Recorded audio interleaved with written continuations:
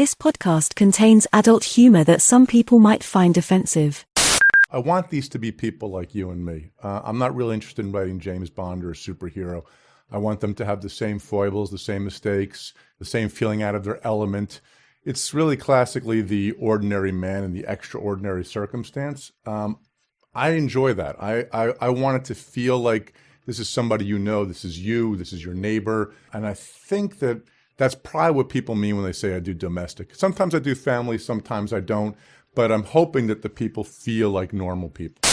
The voice you just heard there was that of author Harlen Coban talking about his 2016 novel Fool Me Once. Fool Me Once is a crime thriller with more twists and turns than a pretzel inside of a slinky on the head of someone doing yoga on the middle of Spaghetti Junction. The story starts with Maya, the main character of the story, casually perusing a nanny cam over a cup of morning Java, only to discover her dead husband casually rock in the day before like he's just come back from a grocery run. Maya, a former special ops pilot who has seen some shit, she's not easily scared or surprised and is determined to investigate and discover the truth, even if it means risking her own life to uncover some dark shit. To which we find out she already knew anyway, and there was no point in her investigating stuff that she already knew, which begs the question, why did she do it, and what the fuck's the point in all these... What's going on? Anyway, so basically she's in a lot of trouble, and she doesn't know who to trust. I mean, she can't trust her husband, obviously, because, well, he's brown bread, or is he? She can't trust her in-laws because, well, they might be in on it. Or are they? She can't trust her friends because, well, they might be working with the in-laws. Or are they? She can't trust herself because she might be losing her fucking mind due to PTSD.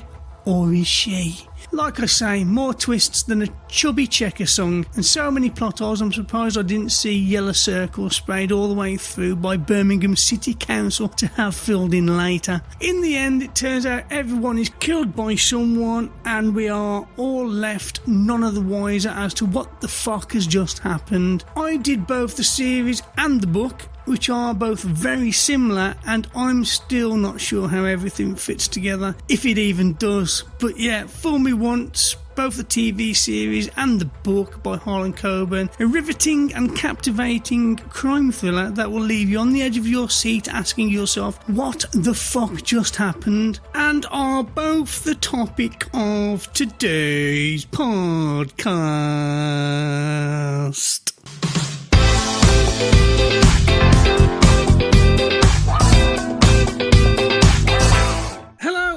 Welcome to the Adapted to Screen podcast. This is a podcast where we take a book or some sort of text and we compare it with its on-screen counterpart, whether that be a TV series or a movie. In this case, we are covering Fool Me Once by Harlen Coban, and we're going to take it apart and all that good shit that we usually do. With me to talk all things Harlen Coban, I have with me today Philip McCulloch. How are you, Philip? Ritchie the body armour. Yeah, I'm living the dream, baby. Other than we've sold our house and we're moving house and we haven't got a house to buy yet.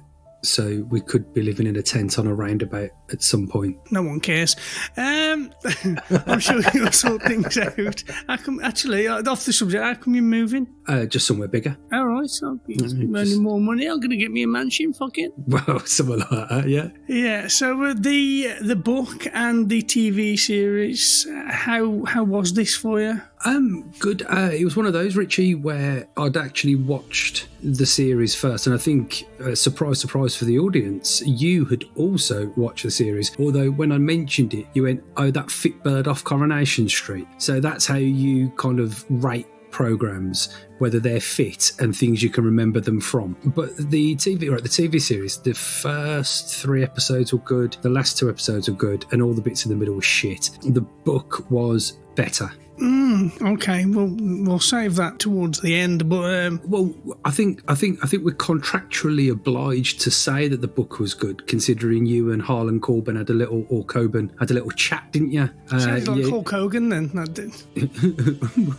Let me tell you something, brother. Yeah, seeing as you're all mates with Harlen Coban, then I suppose we have to be kind of polite about the book, don't we? Not really, mate. So then we didn't want to have nothing to do with us.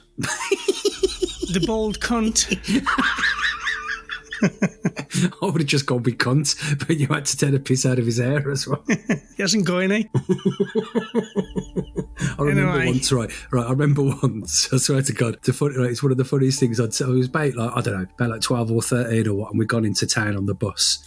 We potted around town and was on the back of the bus coming home, and there was a bus behind us as well. And my mate turned round and the bus driver was bald, right?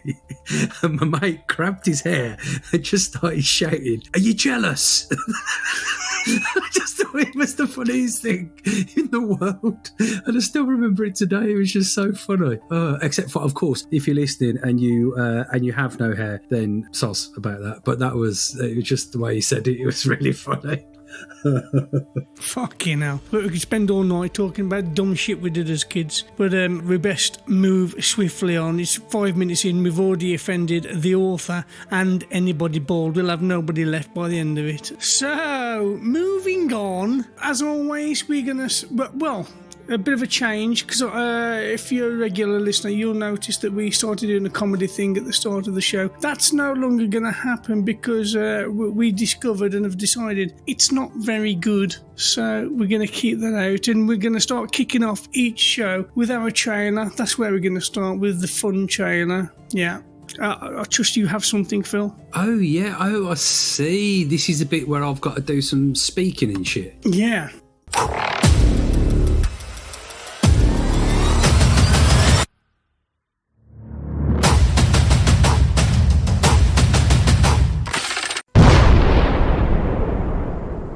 The A to S fun trailer. So are you gonna give us your trailer first, Phil? Yeah.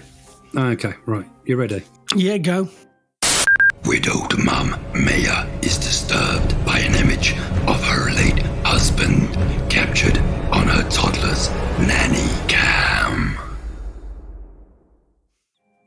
What? It's just how short they always are. It's amazing. Yeah. But I only go based off what the description on IMDb's, and I started doing that, and I've got to keep true and faithful. I hate how the setup we have. I can see your face. All you can see is a microphone and a pop filter. Yeah, that's because I'm more attractive than you, Richard. Oh, there you go. Hello, mate. You're right. I am behind there. Anyway, right. So that was your fun trailer. Fun trailer. And I'll guarantee they bang that on the TV between, in the adverts. People will be queuing up to watch that. Hardcore. So I'm going to play my trailer now that I did earlier on today. So here goes.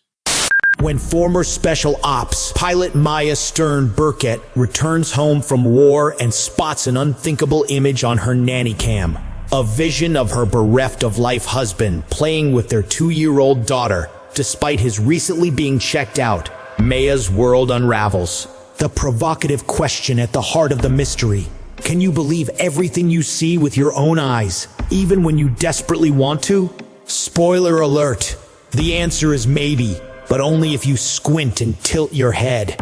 With a gripping storyline, dive into a plot that keeps you guessing until the very end. Seriously. It's like trying to untangle earphones after they've been in your pocket for a week. A stellar cast. Witness exceptional performances from Michelle Keegan, Adil Akhtar, Joanna Lumley, and Richard Armitage. Also, keep an eye out for a cameo by a confused squirrel who wandered onto the set. Suspenseful cinematography. Experience the thrill through stunning visuals, such as a slow-motion scene where Maya dramatically peels a banana. And with more plot holes than explanations, prepare for a roller coaster of deception, secrets, and unexpected twists. In a world where nothing is as it seems, can Maya uncover the truth before it consumes her?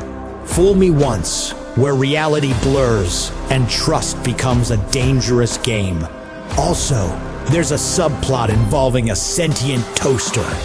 Grab your popcorn and get ready for a mind-bending ride. Streaming exclusively on Netflix.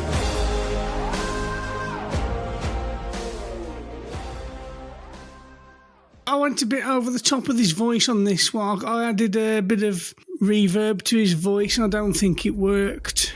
But I'll never know what you're saying because you're on mute. Sorry, I said it seemed all right to me.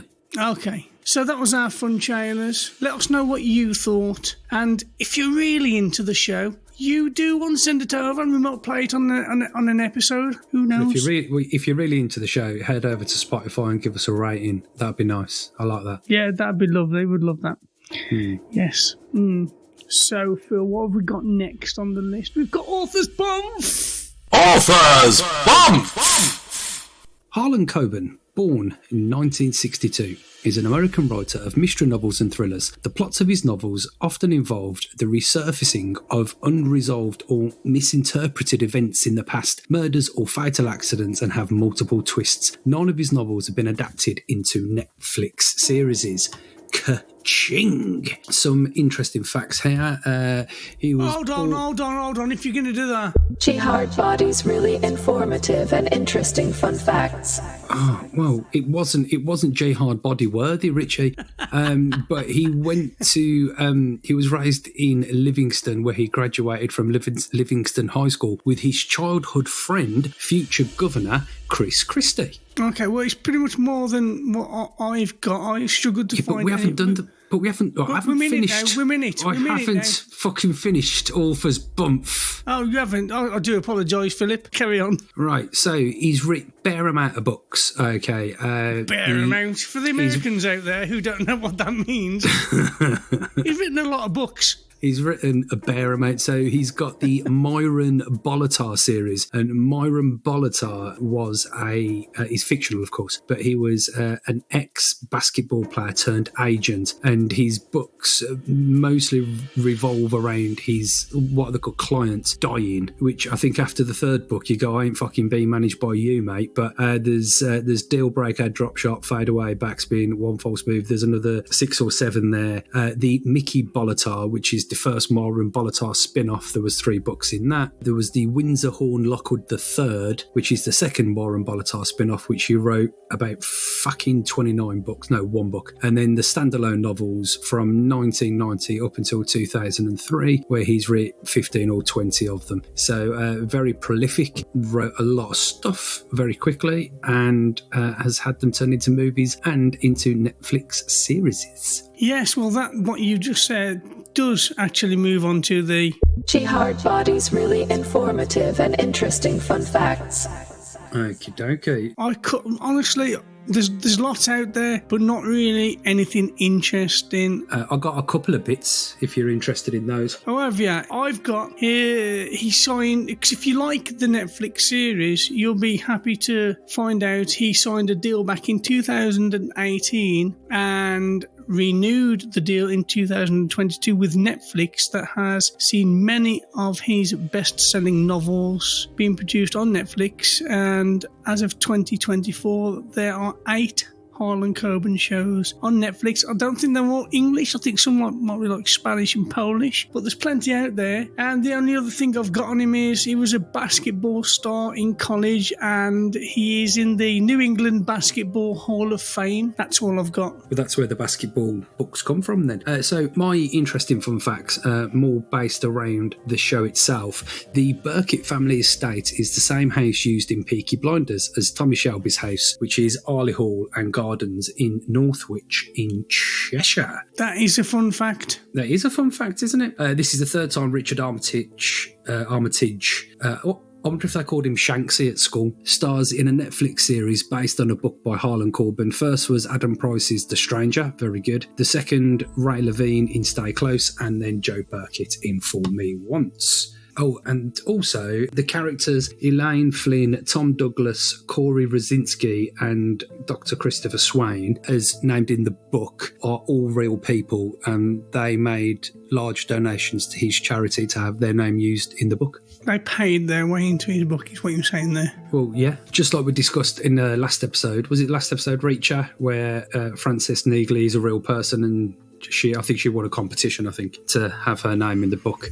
And there it is. So yeah. Excellent. Oh, one more, Richie. Sorry, I do apologise. There's a very, very fun reference when Sammy, Sammy, I'm not really sure how you say the surname. Is it Casey, the police officer? In his house, he has a framed poster of Vertigo, the movie. And for those of you who are unfamiliar with the movie Vertigo, which was directed by Alfred Hitchcock. The film is about a former San Francisco police detective who wrestles with his personal demons and becomes obsessed with the hauntingly beautiful woman he has been hired to trail, who may also be deeply disturbed. Oh, there you go. That's a rather fun fact and kind of mirrored the TV programme. Alfred Hitchcock, I think he's highly influenced by a lot of his works from what I've read. Okay. He states him as an influence, so there you go.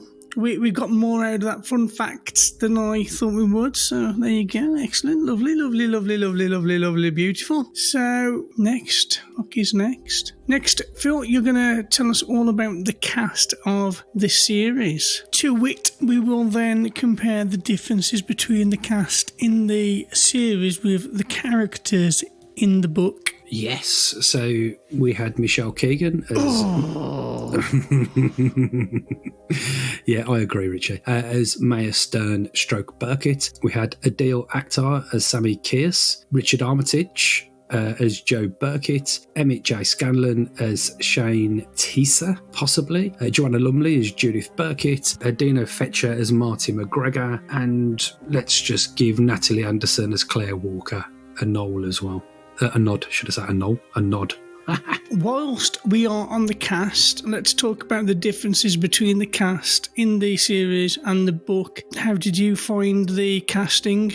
Well, it's a little bit, because it's set in America, it's a little bit different. The one character that I had in mind for the police officer was our friend Dominic Lombardozzi, who was in Reacher, I believe, and was also in Tulsa King. He was the copper in Reacher. I kind of had him in mind for the police officer. Just maybe because it was like New York and he's a bit New York. But that was about it, really. Yeah, I mean, it was done in England, wasn't it? So yes, but like there was nothing outstanding about anybody in particular except for maybe the police officer. I thought the guy who played Kearse was...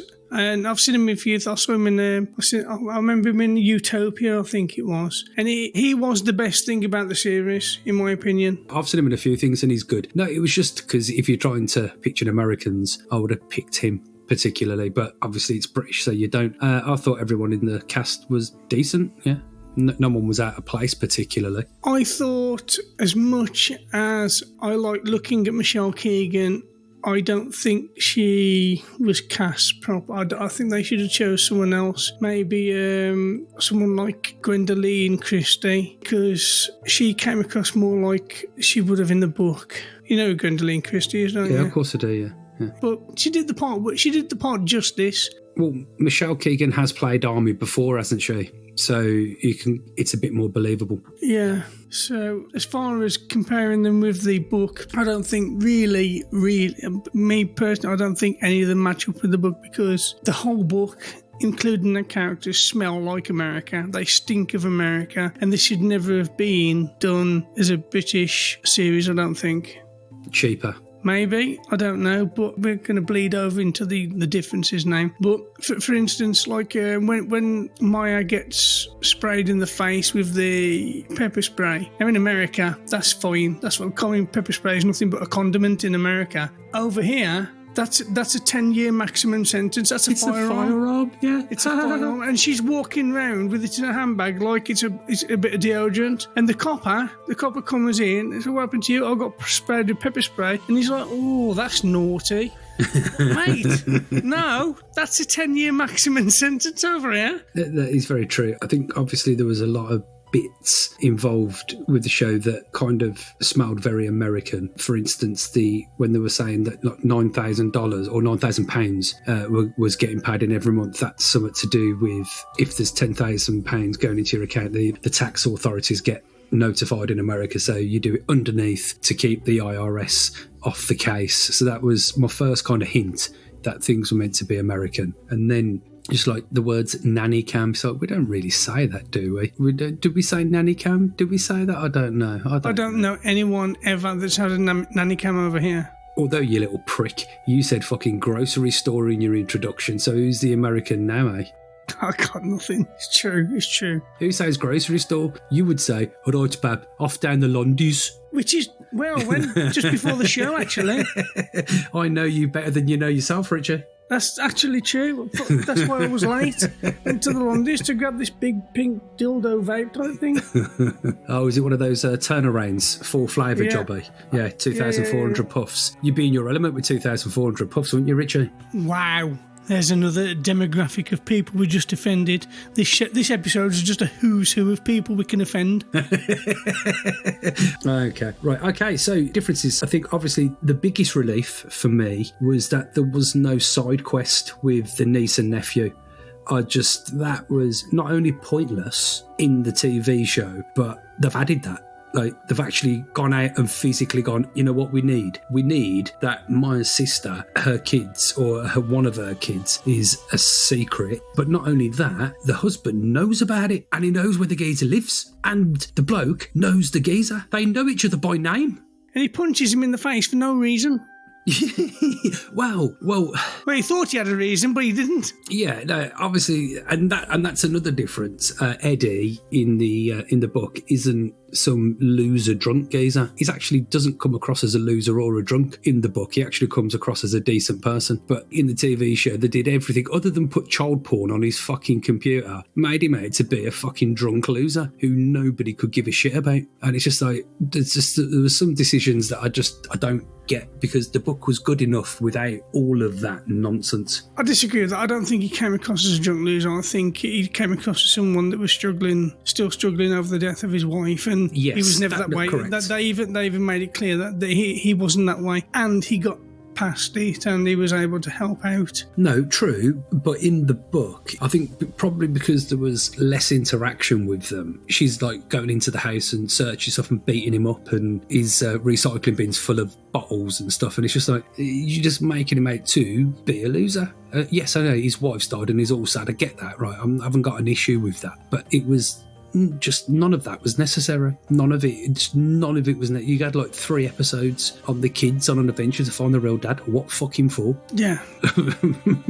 It was filler, unnecessary filler. Exactly. Just make it 4 episodes, because that's all you fucking needed, right? And that was good enough. One of the things in the book that didn't make it to our TV show, and I'm very, very glad, because I might have just turned off and never watched again, was the sergeant asks Maya to come in and do a lineup with men dressed in similar clothes to what she described, whilst wearing ski masks. And if any of you out there have watched Usual Suspects, right, Gabriel Byrne says, what's a voice lineup? Any brief can get you off that. Imagine you being in court, right, and go, right, Richie, you were identified as the murderer. Your brief goes, Your Honour, he was wearing a ski mask. The judge is going to go, get the fuck out of my court. No. But she recognised his shoes as well. Fuck off, get out. You're wasting my time. For fuck's sake. I couldn't believe I was reading that. I was like, are you fucking serious? He had a habit of doing things that pissed me off a bit as well. It's like, he was saying things like, and she wasn't into PDAs, so, because public displays of affection. If you're going to say the words anyway, don't bother abbreviating it before. He also did, and she put on her IWB, inside waist holder. Well, just say that. I didn't need the letters. Yeah, no, indeed. No. I got that. I think one of the things that actually more attracted me to was watching the TV show, realising it was an American book turned into a British, American/British, was the pharmaceutical aspect of it. Like over here, in the UK, for our non-UK listeners, right, if you're feeling a bit dodge and you go to the doctor and the doctor gives you some pills, right, you go to the pharmacy next door and you go, there's my prescription, and they give you a box and it will say like fucking coxapine or whatever, right? Right, and they say take 2 a day, and you go sweet. It doesn't go like the Burkett family in the corner. It just doesn't. Like, there's just nothing. It's just some bog standard medication. I was like, this is definitely America. Yeah, the system in America is completely different to over here. They've like big TV commercials from the pharmaceutical companies pushing their drugs on people. I mean, they've got big epidemics over there, like opioid epidemics, for people like losing jobs, losing families and all manner of shit over opioids and painkillers and what have you. Whereas over here, it's more regimented. You only get what you need if you really, really need it. Whereas over there, it feels like their companies just trying to push their product on them. I mean, the pharmaceutical companies pretty much own America, and I don't think it's that way over here. No, well, I think over here they're more likely to keep their name off everything, rather than splatter their name all over it. In all fairness, that wasn't the main. It wasn't really the main thing in the book, particularly. You know what I mean? I think one of the things that puzzled me for a very long time was, what was the point of the detective? That's in the TV series now. What was the point of the detective? Because other than him collapsing every 5 minutes. Which didn't happen in the book. No, because in the book, it wasn't a fucking part of the story. He was a geezer and go, Bab, can you come and answer some questions about finding a dead body?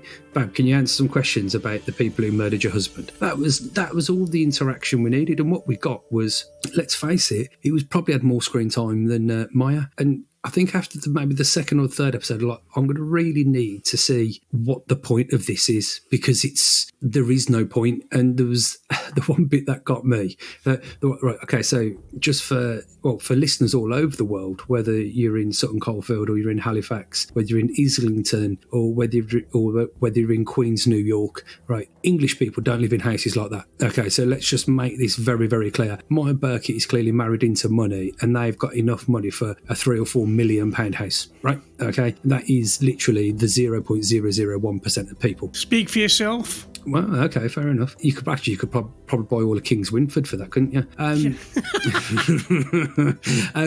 But there's a part in the TV series where she confronts the police officer and goes, "You've been paid $9,000 a month," and he goes, "Come with me," and he takes her to his house, which is also a £4 million house, and goes, "Look at all my bank statements, I've got no money." And he's like, "I'm standing in a £4 million house, mate, and I know it because it's exactly the fucking same as mine." Like, what was the point in that? It's just like, mate, your house is massive, it's huge, it's like that kitchen is bigger than my fucking house. And so, like, how can you say you're not on the take? Like, if you took her to a flat above a shop and went, "This is where I live," you go, okay, fair enough, you know what I mean? But, like, that was a bit stupid, in my opinion. Oh, another difference being Joanna Lumley's character. She was a psychiatrist in the TV show, but never did any psychiatry. She just lived in a big fat house. Where in the book, she actually did. She had a practice and she was doing the head shrinking there. That's one of the things that I picked up on. Also, should we talk about your favourite part of the book, Richie, where Corey the Whistle, where I was quite happy that he was hiding out in an arcade, but for you, I'm sure you were pretty happy he was hiding out in a strip club, Richie. I wonder why they made that differentiation.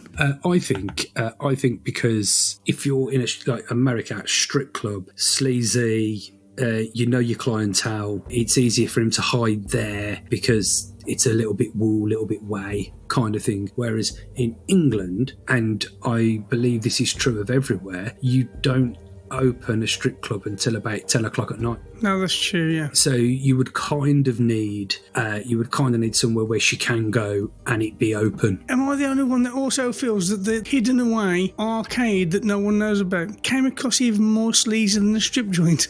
Yes, because at least at the strip joint they did a buffet. And let's face it, if Mrs. Armour gets a phone call from one of her mates going, "I've just saw Richie going into leather and lace." Again? Again. You can go, "Bab, right, the buffet's $6.99, man. It's cheaper than fucking Tesco meal deal." You know what I mean? Should probably go, "All right then, Richie, I'll allow it just twice, but I don't want you going in there anymore." And then you got away with it, ain't you? You see what I mean? Yeah. Whereas if she finds out I've been going into an arcade, that's divorce. Well, especially if you're putting all your money in Golden Axe 1 just to complete it when you've got it on the fucking Sega Mega Drive emulator on your telly. Exactly. Yeah, you see, I know how women think. Also, just want to point this out. There was a couple of bits in it that I almost felt like turning off. The first one, which isn't in the book, at least I don't remember it being in the book, was the helicopter chase. Oh, what the fucking actual physical fuck is going on now? Now, I know that we had an issue with in Reacher hanging onto a helicopter that was travelling at 100 miles an hour and man climbing around the helicopter until it opened and climbed in and fought off 29 geezers with a toothpick. However, if you are a failed army captain and you are now reduced to giving people flying lessons, don't go on a fucking aerial chase with them. Not just that, though. She goes on a chase, scares the shit out of the person that she's tutoring, and lands the helicopter, leaves him on his own with the engine left on, and just fucks off. You've lost your job straight away, because it's not like he's not going to complain. Of course he's going to complain. He needs to get back, and he sat there waiting for you while you run off into the woods. I mean, if I was him, I'd have fucked off in the helicopter, just to teach her a fucking lesson. Well, it was two very funny bits there, Richie. First of all was, he went, "How long are you going to be? I got the dentist at 11," which I thought was a brilliant line. But also, in the book, and it's probably about 3/4 of the way into the book, she gets a phone call or she speaks to a boss, and the boss is like, "You can't just not turn up when you want." And when Maya put the phone down, she had the inner monologue of, "I ain't going back there anyway, so it don't really make a difference." But one of the things that got me was, where did Maya find all the time to do all the things she was doing? Because she was, first of all, she was fucking everywhere, right? She was in someone's house, then she was in a shooting range, then she was at the nursery, then she's in hiding around the corner investigating people, then she's breaking into her brother-in-law's. And all I'm thinking is, listen, right, if I've got to get from A to B, I've got about 20 minutes of traffic in me, right? And if they're based in London, they've got all the traffic in the world. It's literally like she had 48 hours in a day. I just couldn't get my head around it. Like, it's not really representative. I mean, okay, fair enough. You can't have an episode where she's stuck in traffic, but you can make it a little bit realistic. Like, she turns up to the shooting range and he's like, "Oh, well, I didn't think you were turning up." She goes, "Bang, bang, bang. Right, I've got to go by." And you're like, what is the point in that? What is the point? The other bit, and I suppose thinking about it more logically, sometimes they do things for the viewer's benefit only, and I think you have to realise that and accept that for what it is. But there was the one where she's asleep and she wakes up and she can hear the baby crying. So instead of going to the baby, even you, Richie, as you know, as probably, what I'm trying to say, Richie, is that you are a new age man, and if your son was crying, you would wake up and probably nudge your missus and go, "Baby's crying." No, you've got everything completely mixed up. She'll pretend like nothing's happening until I get up and sort it out. No, that's why I said you're a new age man, Richie, because you would get up and you would go to your son and you'd go, "What are you crying for? I'll give you something to cry about." Right, so... However, what Maya does in this 7-floored house that she's got, this £4 million mansion, instead of going straight to her daughter, she goes 4 floors down into her basement, opens the gun cabinet with all of her security codes, and then gets it. "Oh, it's a secret gun. What could this mean? What does it mean, Richie? When we know the same gun killed her sister and her husband, and she's got this secret gun. But it couldn't have been her, Richie, because she was deployed in Afghanistan when her sister died. So that can't be. What is the secret gun, Richie? I don't understand." And then she goes upstairs and it's Shane. And in the book, it's a little bit more straightforward, because I think she wakes up and there's banging on. No, she wakes up. She's screaming or something, and wakes up the baby and scares the shit out of the baby. And Shane has got a key and he lets himself in, and there's nowhere near any of that ridiculous. But obviously that's there now. In hindsight, that's there to let us know there's a secret gun, and that's the gun that killed them both. Fingering Michelle Keegan. Yes, I would. For want of a better word, I know how to set you up, to cast the aspersions, but also, even if you were demented enough, for your first reaction is run down and get a gun, just get one of the ones off the shelf. Because the thing is, if you use that gun, and that is the gun that killed your sister and your husband, then what are you going to do? Go, well, the guy come in my house and he had a gun and I wrestled it off him. But I mean, maybe that was a plan after all in the TV show. I don't know. But again, just unnecessary, perhaps. because in the book that it tells you all about that at the very end, which is fine and it works really well. In the TV series, it was just more like, oh, for God's sake, what's the point in that? And then also in the book, we had a kidnap attempt, Richie, where Maya kills another person. There's another body count for her there. She's driving back from fuck knows where, I can't remember, I don't care, and she's pulled over by a truck. Before you know it, there's a guy at a door with a gun, and she turns on the waterworks, distracts him enough that she's able to do a gambole on the floor, shoot him dead and run into the woods. We still don't know why they were there or who they were. That was Neil's friends at the end of the TV show, at the end of the book, where Maya confronts the Burkitts, which obviously in the book there wasn't a party, they were out. And they just came home. There was no like big shindig. In the book, she says to Nell, she goes like, you know, that nice try with your kidnap attempt, and everyone's like, what? And he's like, the one thing that you got wrong was you said Joe's waiting. Now, if Joe would have sent you, he would have told the people to check me for a weapon, but you didn't think I had one on me or whatever. It's like, surely you must know about that fucking huge gun treasure trove you've got in your 7-level house. But actually, that was a good bit. That was an extra. That was I saw that as an extra bit. But that wasn't in the series, was it? Exactly. Now I was like, oh, this has got a bit cheeky. You know what I mean? I thought the TV series did a lot more with Corey the Whistle than the book did. I thought it was done really well. I did like the mystery of it, though. You know, like she had to go to place A to get information from place B, to go to place C, to go back to B, to go to... I thought it was pretty good overall. Just the TV series, it was just dragged out, mate. I think that was the only problem. You could have just stuck to the book. I did struggle with how this person who's clearly clued up, she's not stupid, she's very clever, she's done well in life, and she didn't know that she was living in the house with a serial murderer. But then again, I suppose you could say the same about most... I mean, look at like some of the big serial murderers from America, because that's where they all come from. Most their wives didn't realise. Oh, yeah, like Fred West. Yeah, he comes from... Well, his wife knew she was part of it. That's very true. It's, I mean, like, obviously, like, the first murder of his brother, you can kind of, like, you know, you can put that to one side because that was, like, 10 years before they met, so... she wouldn't necessarily pick up on that. Obviously, the captain, was it Tom Douglas in the book? She wouldn't have picked up on that because she wouldn't have known anything was wrong. Again, you know, but the sister, when the sister died, she knew it was him. Why was the sister investigating this? This is what I don't understand. Oh, yeah, it was Corey the Whistle, got to investigate in the company, didn't they? No, yeah, but right, this is what I don't get about that. Right, so Corey the Whistle has got the video and the audio of her shooting a car in Afghanistan. Right, now, the visual went out, but the audio didn't. And apparently, the audio didn't.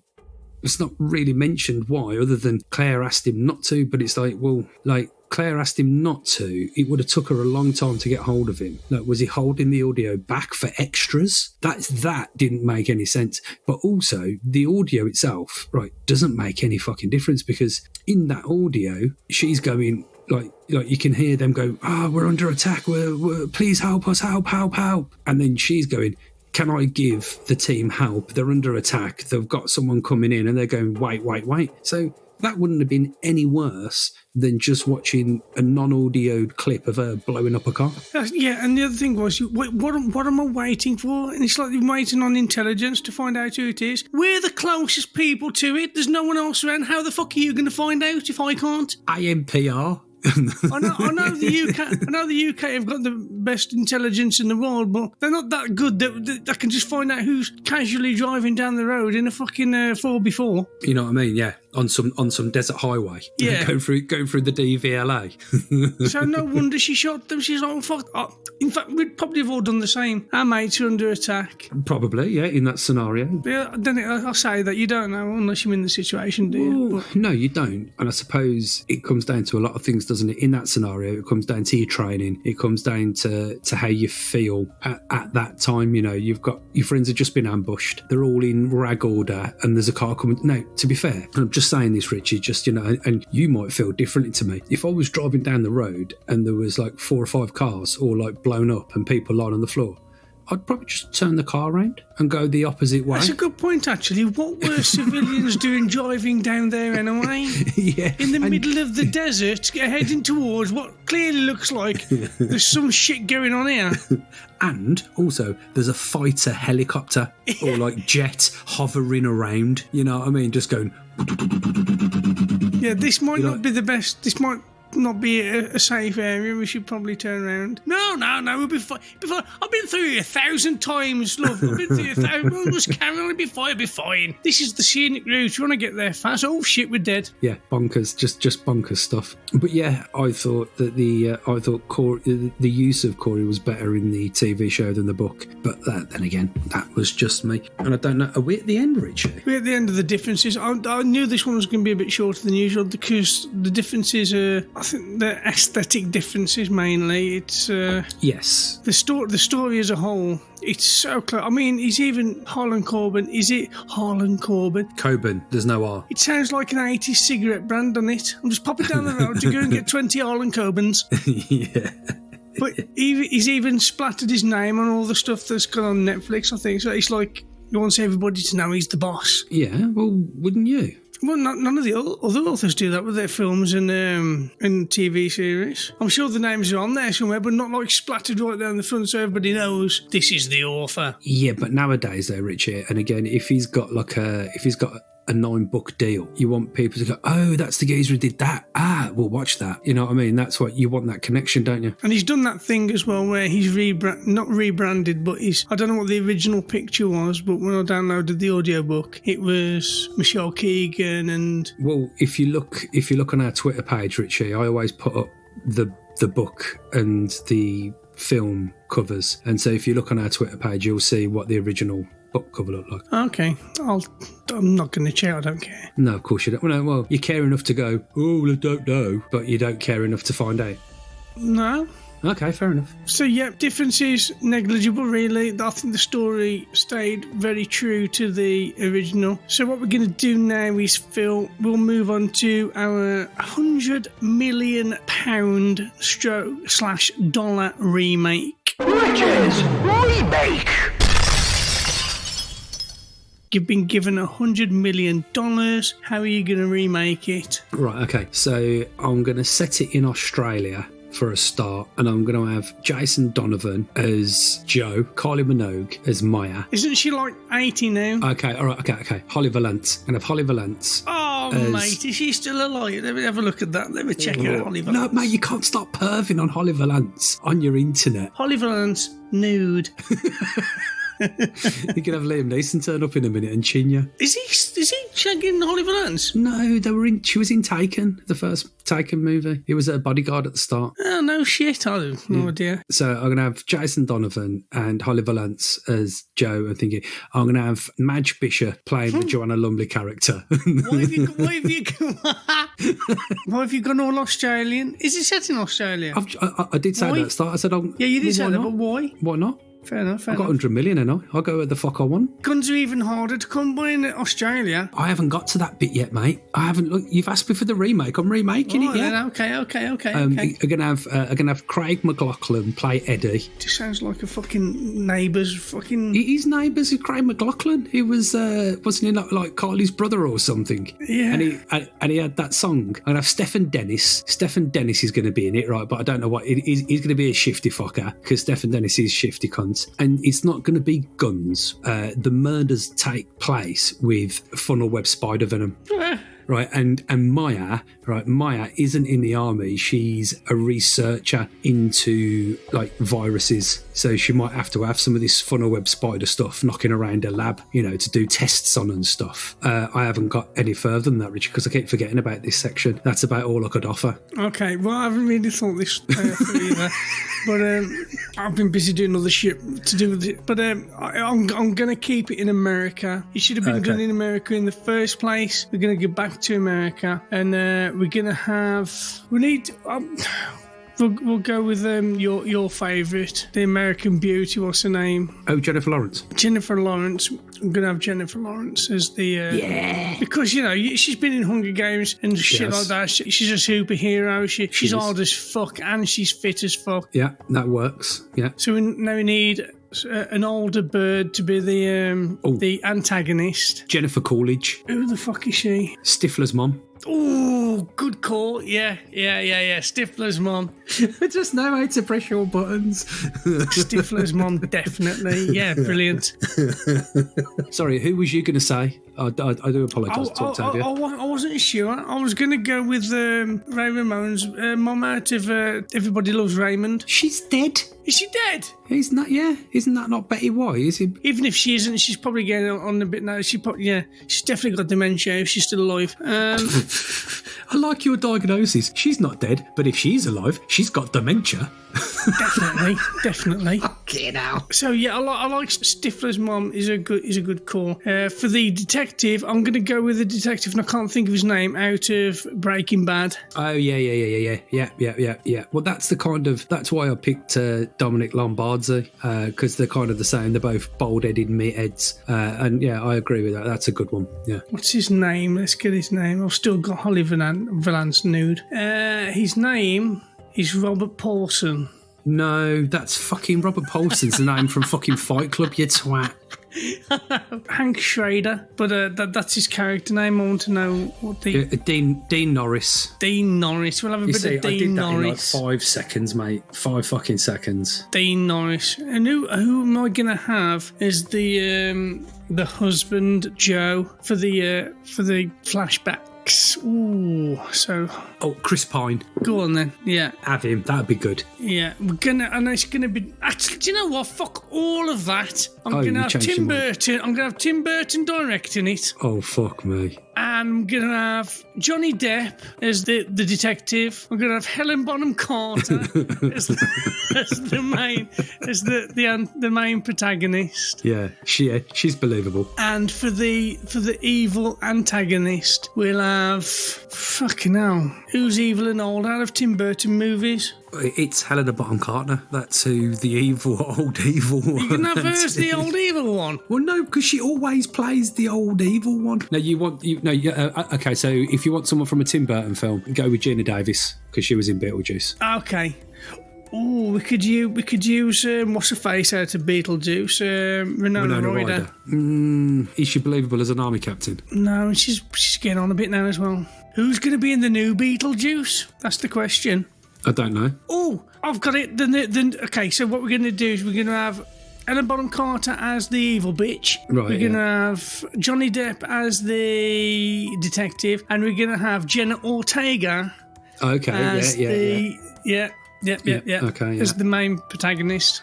All right. So that's my remake. Okay, fantastic. It's going to be shit. I'm glad we got to that. Yeah. Right. So before we move on to our little quiz show, we're just going to score the book and the film out of 10.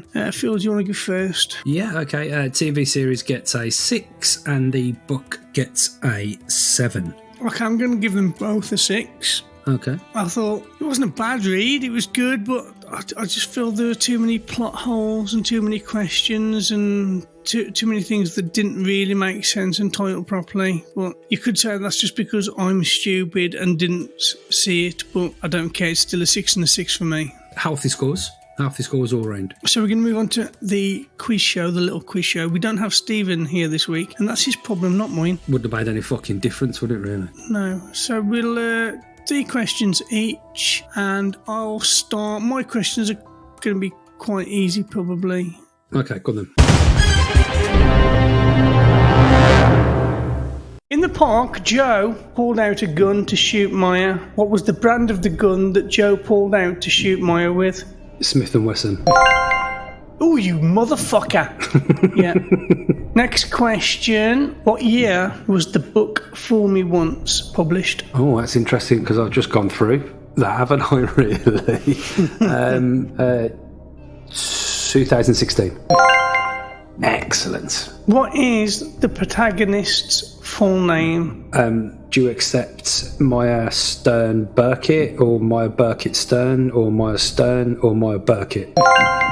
Maya Stern Burkett ting, yeah, fuck you and your mum.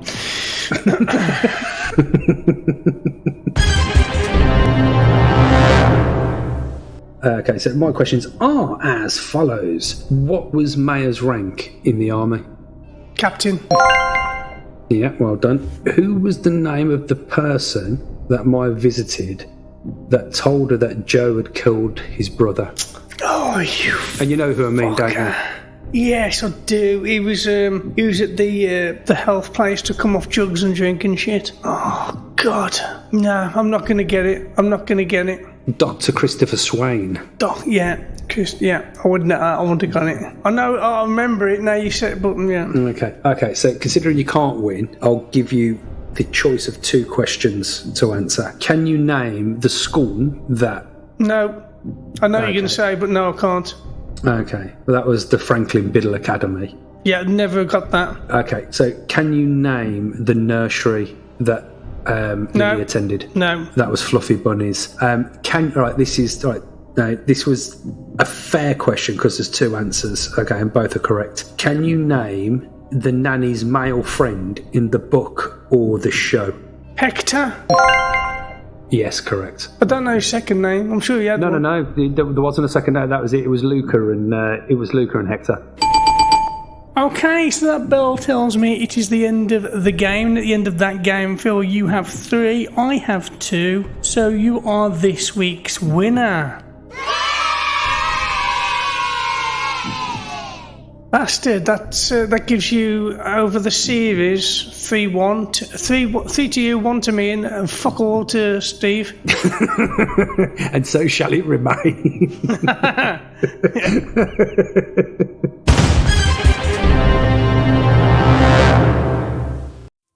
Oh, golly gosh. Okay, so we're on to listeners' comments, yeah? Listeners' comments. Do you want to read out yours that you've got on the screen there?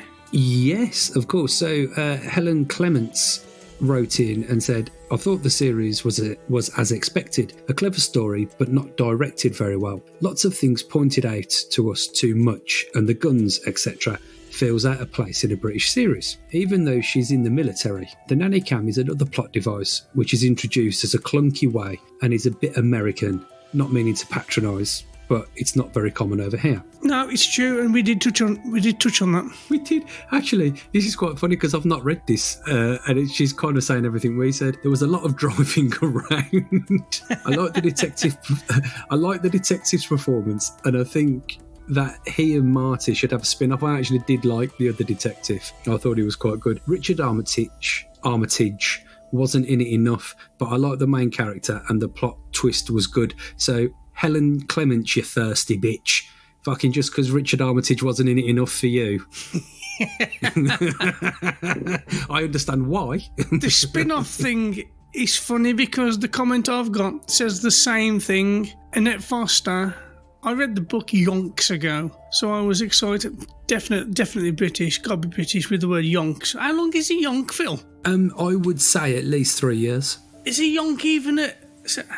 Google that shit. I've never Googled how long is a yonk. Google, you can't. There's not a fucking actual measurement. How long is a yonk? From the Urban Dictionary, a unit of a yonk is known exactly as 3 months and 13 days. Okay, so not 3 years then. I was close with a 3.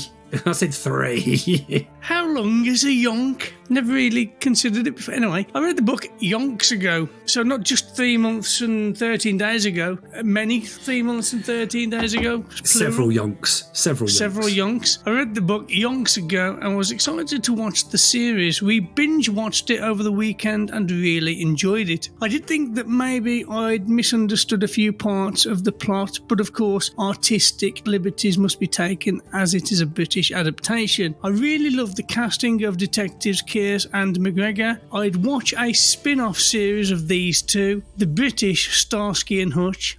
Michelle Keegan, do you know what, that would be a really good series, I think. Do you know that the British Starsky and Hutch was the fucking Professionals? Right, she doesn't know that, doesn't she? That was if you want a British version of Starsky and Hutch, go and watch the Professionals, for fuck's sake. Michelle Keegan is really growing as a great character actress. Every time I see her in something, she's impressed me. As much as I adore Joanna Lumley, she will always be Patsy in my eyes, and I find it hard to watch her being serious unless she's presenting a documentary. She was great when she did the one with Will.i.am, My husband really enjoyed it and was pleasantly surprised by the touches of humour in it, which he said he didn't expect. I disagreed. I have always found a touch of humour in Coban's books. I haven't, albeit quite dark at times, which I really like. I think I must have read most of Coban's back catalogue over the years, and I'd be hard pushed to find one I didn't like. So thank you for that, Annette Foster, and thank you, Helen Clements. You thirsty bitch. Please subscribe to our Discord, and you can give us some suggestions and shit, and you can join in with future episodes. We'd love to hear from you again.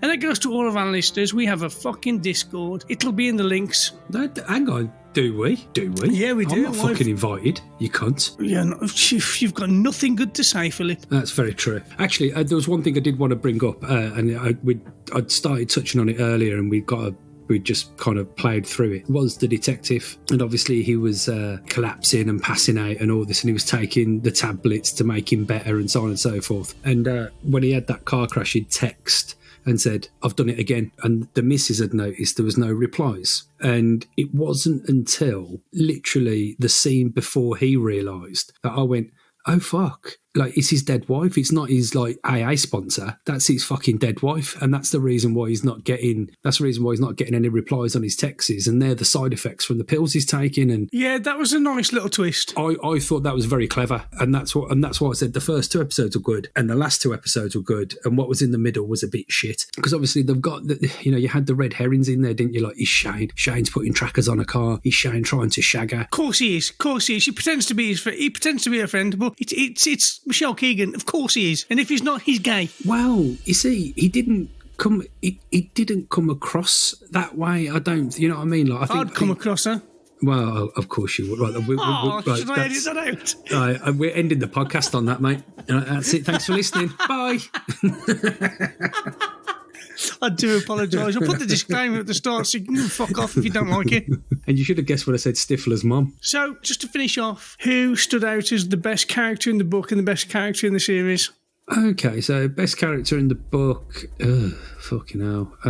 I like Corey Whistle. I like Corey Whistle in both of them. I think Corey Whistle should have his own spin-off because he was pretty cool. He's got, he's hanging out either in an arcade or a strip club and he's blowing the whistle on knackers and yeah, there's lots of stories that could be pulled from him. Lots of stories. And obviously in the book as well, for the people who haven't read the book, Corey Whistle went on to, like it said, bring down governments and big businesses because people came forward. And obviously because of that live shooting, people went to him with their stories and he exposed other people and so on and so forth. So yeah, I liked him. He was my favourite. In the book, I will go with Corey the Whistle. Absolutely. I think you could do loads with him with a spin-off, like you say. But for the TV series, it has to be the detective. He just played an absolutely stellar part. He was fucking brilliant. Let me ask you this then, Ritchie the Body. If you, Ritchie the Body, have got a bit of a thing where you just keep passing out randomly, you can't help it, you're driving your car, you pass out, you're eating your breakfast, you pass out, you're fucking having a wank over Oliver Lance's nudes, you pass out, then would you chase a suspect onto the top of a fucking roof?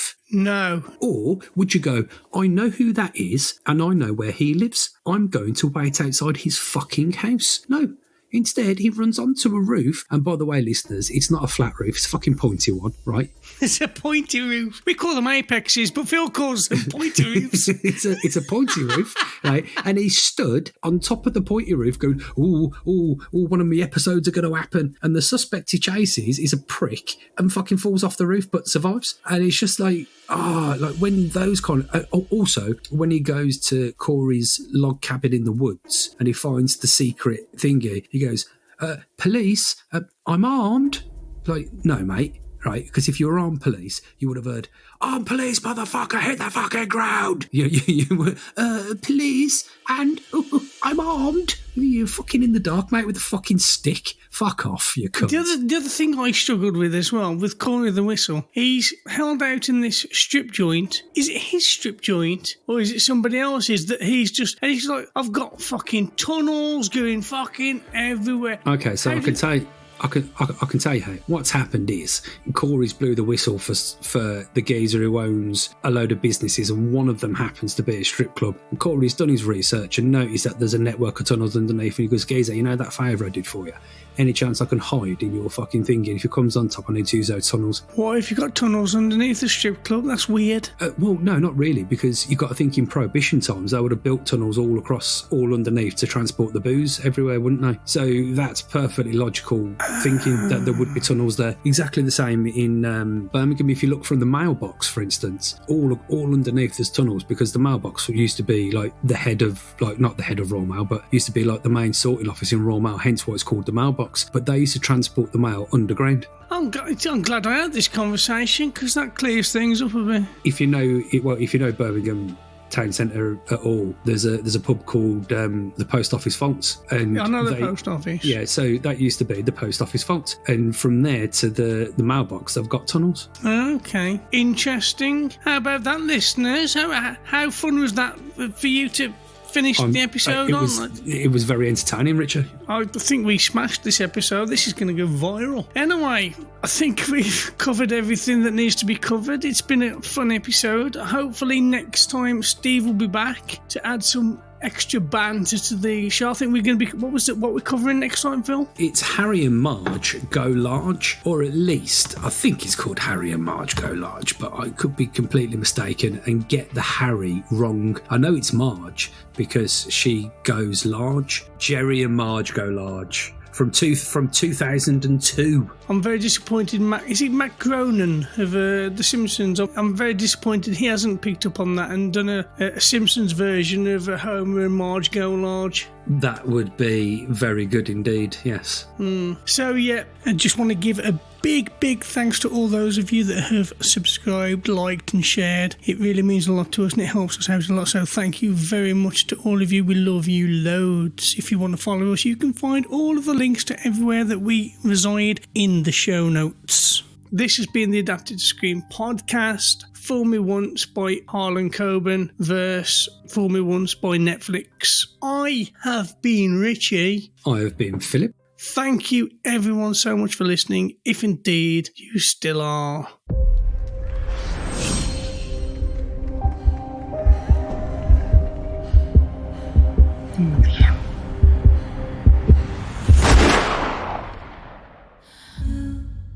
Though I walk through the valley of the shadow of death, I will fear no evil.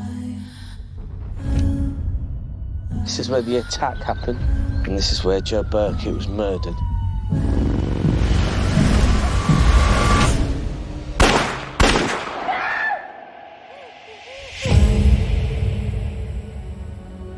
I don't want to leave you. I'll be fine. I've got something for you. Nanny cam. Why have you got me a secret camera? You can keep an eye on Lily when you're not here.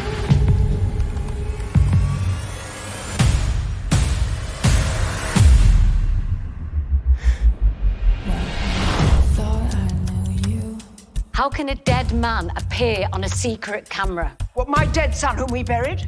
Stop this. I think you should get help. I want answers. I think your husband stumbled upon something big. The family have this private bank account. There's something more going on. I'll help you. I keep thinking I'm seeing him. Did you see his body? No. I let Judith take care of everything. Maybe they faked the autopsy report. Joe's dead. Or is my something too?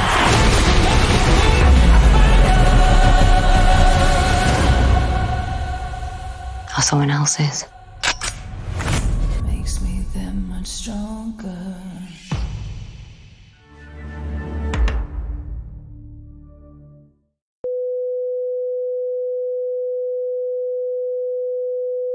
You know, Richie, I was just doing an impression of your wife's voice, just randomly. That was the wife's mum. Oh well, I say my impression was exactly like your wife's mum. Your MILF.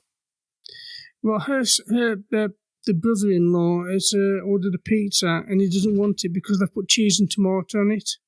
Well, isn't that how pizzas are Anything made? else is just a sandwich. Isn't that how pizzas are made? It's cheese and tomato. It's like saying, Richie, can I have a sausage sandwich? And you just give me a plate of sausage. And I go, well, where's the fucking bread, mate? Well, That's all he's got. He's got pepper. He likes pepperoni and bread, apparently, which is just a sandwich. Just get some pepperoni from the Londies and bang it on a bit of bread. For fuck's sake. Fucking dribbler. Right, Richie, just give us 2 minutes. So thank you, everybody, for listening. You can eat my shit if you want. You know what's quite funny? I got a story about that.